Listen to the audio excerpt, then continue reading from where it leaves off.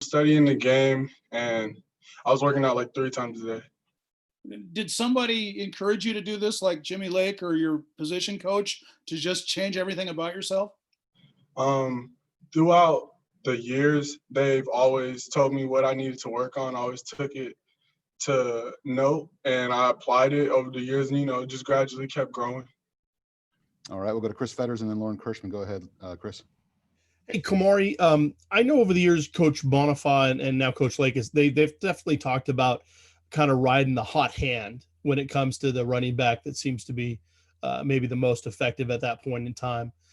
From your perspective as one of the running backs, when you're tasked, when you have the hot hand, what does that mean to you? I just, making plays for the team, going out there, scoring touchdowns, applying pressure on defenses, and getting wins. All right, we'll go to Lauren Kirschman and then Masvita. Go ahead, Lauren. Hi, Kamari. I was just wondering, playing with Dylan Morris, what stands out to you about him as a young quarterback and just his demeanor and how he carries himself?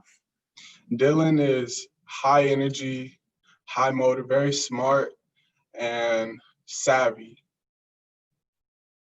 All right, thank you. And we'll go to Masvita and then Mike Farrell. Go ahead, Mas. Yeah. Hey, Kamari, I'm wondering if you could just talk about two things in the running back room, the competition that's there, and then yet the brotherhood you guys have to see each of you do well. Yeah, I think we have a very explosive running back room.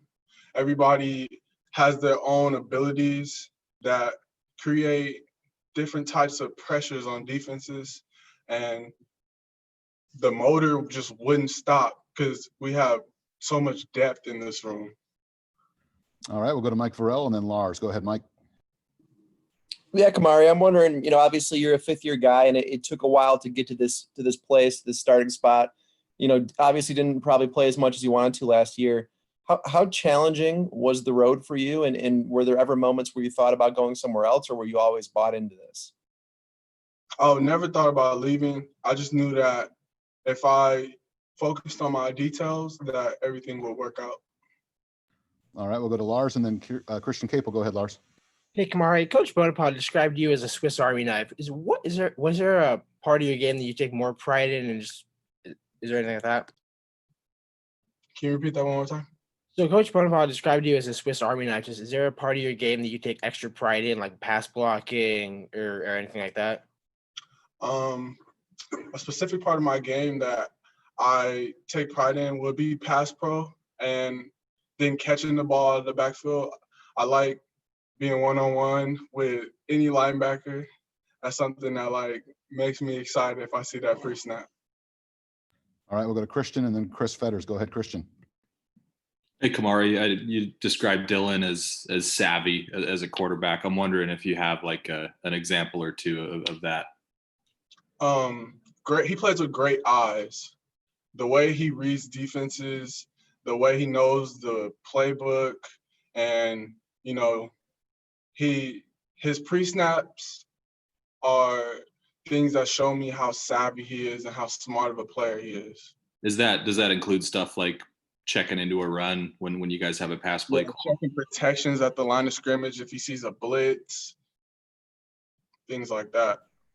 All right, we'll go to Chris Fetters and then Masvita. Sorry about that. We'll go to Chris Fetters and then Mas. Go ahead, Chris. Okay, sorry. Kamari, just was curious when you first learned of Coach Donovan's attack and your first impressions of what you saw, how did you feel like it fit in, especially, how well your skill set and what you do well on the field? I feel like it's a great offense that will be able to exploit everybody's talents on our team. And when we all seen it, we were all very excited. And he gives us a lot of knowledge, and that's why we're so explosive. All right, we'll go to Masvita and then Dan Raley. Go ahead, Mas. Yeah, hey, Kamari, is there any particular running back that you kind of admire or like, or attributes that you kind of are similar to or aspire to? I like LaDainian Tomlinson, Ezekiel Elliott, and J.K. Dobbins. All right, we'll go to Dan Raley and then Kim Grinolds. Go ahead, Dan. Have you been able to grasp the fact that you were the starter last week? Because I think much of your career you've been down the ladder, third, fourth unit, but all of a sudden you're the starter last week with some pretty good backs behind you. Have you been able to soak that in? Yeah, definitely just going out there, sticking to my keys, doing what I do every day in practice, treating it like a game. All right, we'll go to Kim and then Mike Varell. Go ahead, Kim. Hey, Kamari, what makes you different than the other guys in the room? And maybe just talk a little bit about the other guys. What makes Sean, Cam, and Richard a little bit different from each other as well? Okay. I'd say Rich is hard-nosed, downhill, falls forward. That's what everybody really does, falls forward in our room. Sean, he can be a scat back. He's fast. He plays low, and he's explosive, and he finishes his runs. Cam, he's very quick, twitchy. He has nice hands. I feel like everybody in our room has really nice hands. And CD, he's a very powerful finisher. He'll run through somebody. Myself, I feel like I'm just like them. Hey, All right, we'll go. Can I just ask one more real quick? Yes, go ahead. Hey, one of the things that was really weird about being in the stadium, Kamari, is when a big play was about to happen or would happen, typically in a stadium with fans, you could kind of hear the crowd surge and go. I mean, you made a nice run and it was quiet in there. I mean, is that just kind of weird? How do you adjust to that? I just feel like that's a representation of the times, but for us, it's no different. We lock in pre-snap, go through our keys, and, make plays. All right, we'll get two more for Kamari, Mike Varell, and then Tony Castricone. Go ahead, Mike. Yeah, Kamari, obviously, being up at around 230, I doubt you've played at that size before. I'm wondering how you feel different physically and how you might be a different kind of back with that size. I feel the same, feel explosive. I still feel like my body is still going through changes. Weigh myself, I'm like 221 right now, so. But I still have my speed, still have my hands. All right, we'll go to Tony Castricone. Last question for Kamari. Go ahead, Tony. Hey, Kamari, I know you gained about 17 pounds in the off season, and it sounds like you might have lost a few since then, but just take me through what did you do in order to do that? What's your diet look like? What's your weight routine look like? What led you to being where you're at right now? Yeah, I cleaned up the way I was eating and taking like protein, and in my off-season training, I run like hills and do track workouts, different types of explosive and long distance training and resistance. All right, that'll wrap us up with Kamari Pleasant. We really appreciate your time, Kamari. Thanks for stopping by. Jack Westhover is in the room. He'll be on very shortly. Thanks, everybody. Thank you, everybody.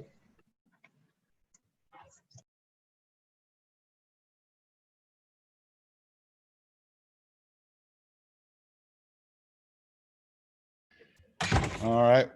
Jack Westhover, as we noted, is taking his seat. So as soon as we see him on the screen, we can get hands up for Jack, and we'll get started with him. First couple will be Chris Fetters, then Raley, then Christian. So if Jack is ready, looks like he is, we'll go ahead and get started. Chris Fetters and then Dan Raley. Go ahead, Chris. Yeah, Jack, just curious, when your number was called to run the ball, what was your first reaction? I mean, in practice, we rep it, and I had a lot of confidence in it. On the field, you just kind of reacting to calls, so not a lot of time to think over there. But I was just ready for it, and just again reacted to the call, and did what I had to do. All right, we'll go to Dan Raley, then Christian. Go ahead, Dan. Jack, do you consider yourself a tight end or a fullback? And does anybody else on that football team do what you do? I consider myself a tight end. Obviously, I think I'm a versatile guy. I think I can do a lot of different things, and I think on our team, there's guys that can do a lot of different things. I think no one is good at just one thing, and I think that's about it. Is there a backup fullback? We plug in a lot of guys. Just kind of, it's whoever really. I mean, there's a lot of guys that can do that job, I think. All right, we'll go to Christian Caple, then Lars Hansen. Go ahead, Christian. Hey, Jack. Kamari was just talking about Dylan's ability to read the defense pre-snap and check out of or into certain things if he needs to. I'm wondering if you can think of an example of that from the game on Saturday where maybe you had one thing on and he checked into something else and it worked out. Yeah, I mean, in the game, Dylan's always, I mean, he prepares like no other. I mean, he's always, whenever I come to the stadium, he's always here just working. And so, I mean, you know, in the game, I mean, he's just reacting to what the defense gives him, what he sees on tape. I'm sure there was. I can't really name one, but yeah, Dylan's just awesome out there. All right, we'll go to Lars and then Nick Bendro. Go ahead, Lars. Hey, Jack. Coach Lake mentioned that you played basketball at one point. Just how much does that original athleticism help your game when you're running the ball and doing things like that?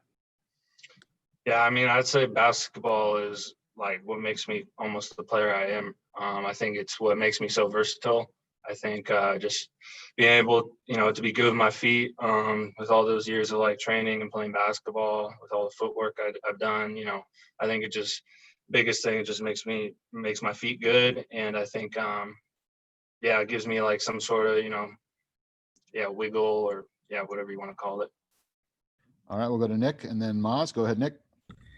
Yeah, on that first third down conversion where you got the handoff, there's not a lot of crowd noise, of course, as in none. But what was the reaction on the sidelines from Coach Donovan and all the guys over there? I mean, I think it was just kind of the next play mentality. I mean, he's not really focused on the last play. I know a lot of, you know, guys I came in here with, you know, my class. I know they were happy at least for me, but I mean, it was cool, but it was just kind of the next play type deal. All right, we'll go to Maz and then Kim and then hands up. Go ahead, Maz.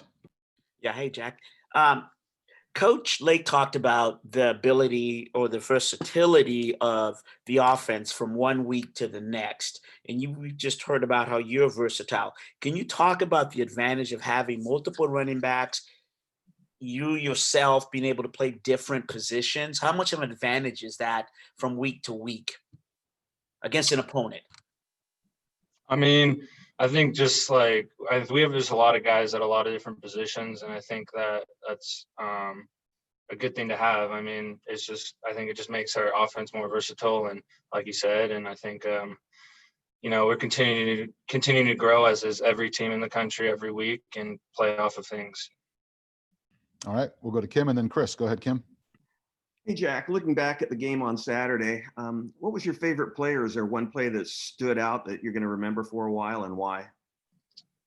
I wouldn't say there's like just one play. I think, you know, biggest thing for me was just, you know, coming in from last year, you know, I think getting a bigger workload, and I think just that whole deal of just, you know, going into every play and be as physical as I can. I guess there's not one play that sticks out for me personally, but you know, I think just the whole deal, the whole game was just every play was at the same importance for me, and yeah. All right, we'll go to Fetters and then Lars. Go ahead, Chris. Yeah, Jack, what was your history? Had you ever run the ball before Saturday night at all in terms of being like an actual back?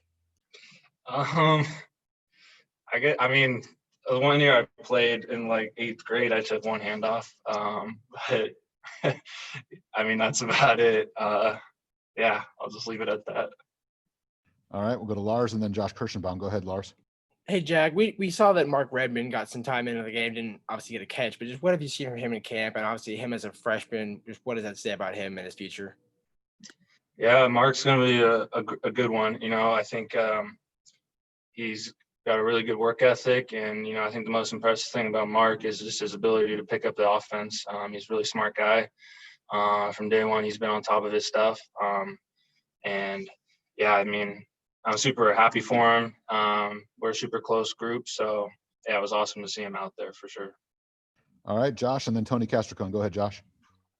Hey, Jack, just wondering, obviously you got the old guy in the room in Cade and what he's bringing to the group as a leader and helped you out with particularly.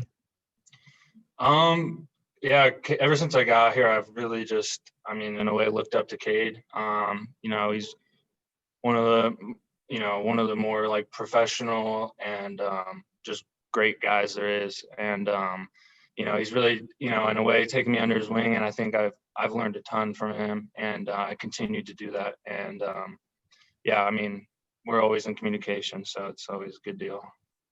All right, two more for Jack. We'll go to Tony and then Kim. Go ahead, Tony.